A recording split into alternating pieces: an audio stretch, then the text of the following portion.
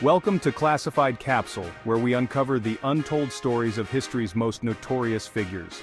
In today's episode, we explore the early life of Griselda Blanco, the infamous Queen of Cocaine, whose rise to power in the drug world is as fascinating as it is chilling. Join us as we delve into the formative years that shaped one of the most powerful figures in the history of drug trafficking. Let's get started.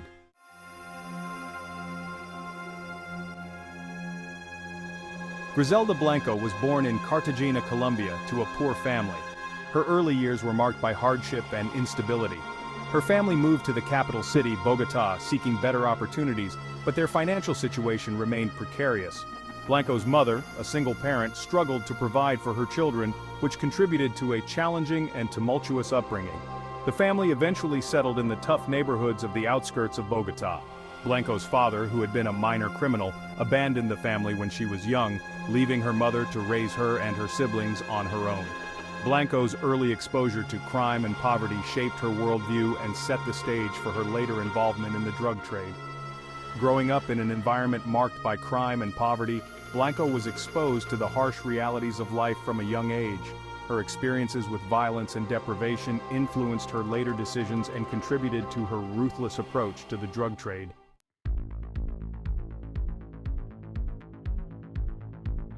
As Blanco entered her teenage years, she became increasingly involved in criminal activities.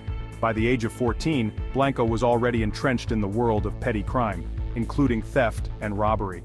Her involvement in criminal activities was a means of survival, driven by the harsh economic conditions and the lack of legitimate opportunities. Blanco's early criminal activities included involvement in a local gang that engaged in various illegal enterprises. Her connections with the gang provided her with a network of contacts and resources that would later prove valuable in her rise within the drug trade. Blanco's aptitude for crime and her willingness to engage in violent and illicit activities set her apart from her peers and positioned her for future success in the criminal underworld. In her late teens, Blanco moved to the United States, specifically to New York City, seeking greater opportunities and escaping the dire conditions of her native Colombia. Her move to the United States marked a significant turning point in her life, as it provided her with the chance to expand her criminal enterprises and establish connections in the burgeoning drug trade.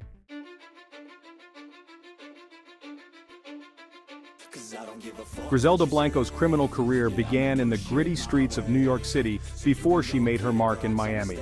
Her entry into the cocaine trade was marked by a combination of ruthless ambition and strategic acumen. Blanco capitalized on the burgeoning cocaine market, using innovative methods to smuggle and distribute the drug.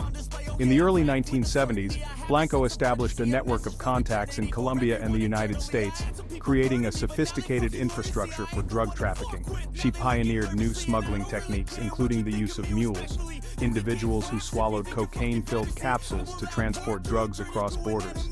Blanco's network was responsible for importing massive quantities of cocaine into the United States, making her one of the most influential figures in the drug trade. Blanco's operations were characterized by their scale and efficiency. She orchestrated large shipments of cocaine from Colombia to Miami, where the drug was distributed across the country. Her ability to manage such a vast operation and her willingness to employ violent tactics ensured her dominance in the cocaine market.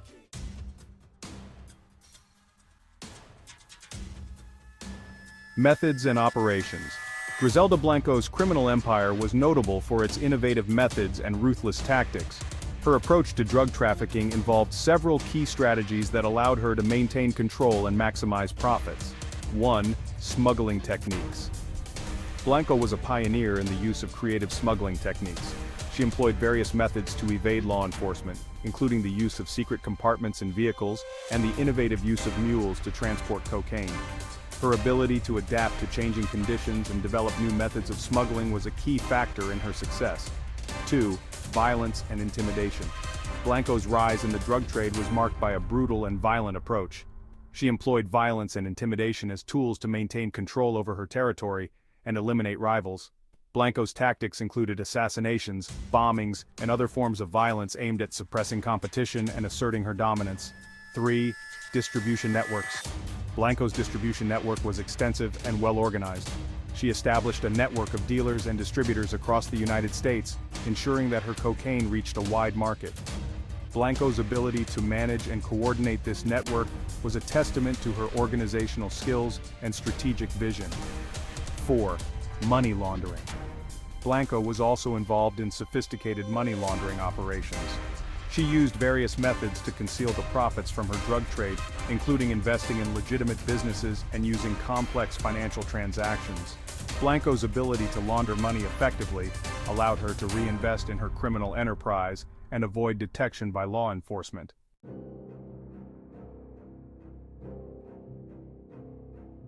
Notable crimes and incidents.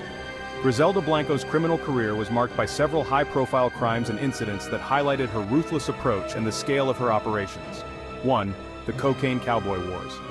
Blanco's dominance in the cocaine trade led to a violent and bloody conflict with rival drug traffickers. The so-called Cocaine Cowboy Wars in Miami were characterized by a series of violent clashes between Blanco's associates and rival gangs. Blanco's willingness to use violence to maintain her position contributed to the high level of bloodshed during this period. 2. The murder of rivals. Blanco was implicated in numerous murders and assassinations of rival drug dealers. Her use of violence to eliminate competition was a key factor in her ability to control the drug trade. Blanco's reputation for brutality made her a feared figure among both her associates and her rivals. 3. The Cocaine Cowboy Murder Trial. Blanco's criminal activities eventually caught the attention of law enforcement. In the 1980s, she was indicted on charges related to her drug trafficking operations.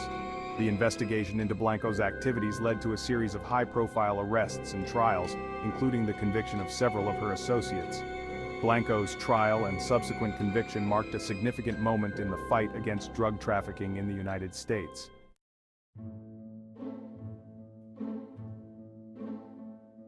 Law enforcement pressure and investigations.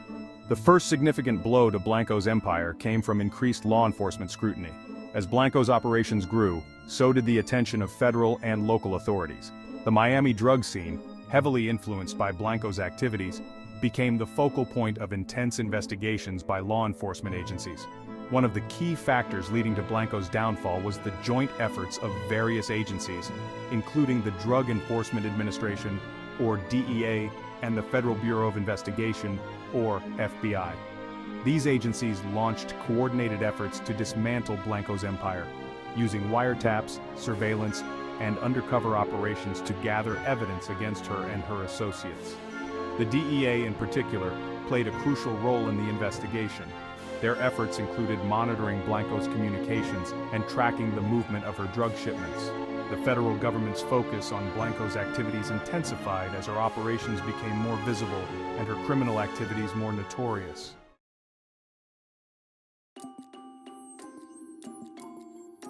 Internal betrayal also contributed significantly to Blanco's downfall. As with many criminal enterprises, trust and loyalty within Blanco's organization began to erode over time. Rivalries and power struggles among her associates created vulnerabilities that law enforcement exploited. One notable instance of internal betrayal involved Blanco's trusted associates turning informant. These individuals provided crucial information to authorities about Blanco's operations, her methods, and her connections. Their testimonies helped build a strong case against Blanco and facilitated the efforts of law enforcement agencies to target her criminal network. Blanco's inability to maintain control over her organization and the growing dissent within her ranks accelerated the decline of her empire. The instability and infighting within her criminal network weakened her operations and made it easier for law enforcement to dismantle her empire.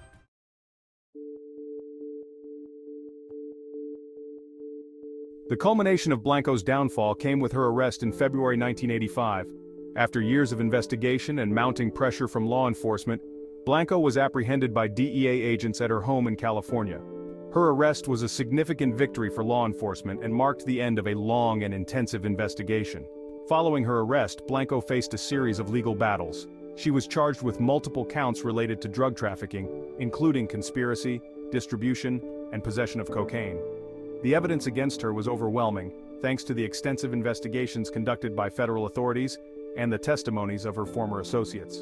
In 1985, Blanco was convicted on several charges and sentenced to prison. She was initially sentenced to 20 years in federal prison, but was released early in 1994 due to good behavior and the completion of a substantial portion of her sentence. Blanco's imprisonment marked the end of her reign as the Queen of Cocaine and the collapse of her criminal empire.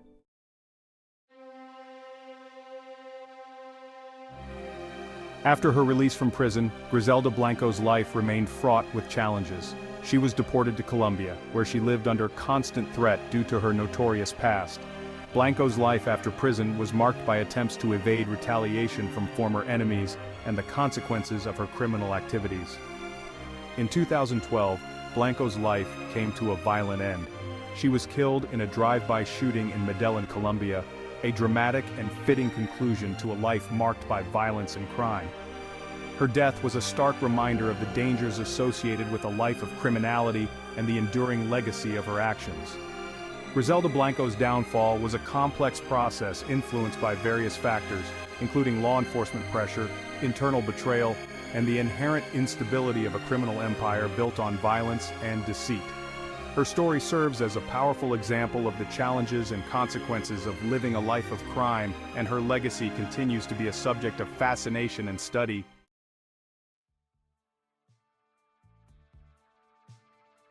Thank you for watching this episode of Classified Capsule. If you found this video insightful, please give it a thumbs up and subscribe to our channel for more deep dives into the lives of history's most infamous figures.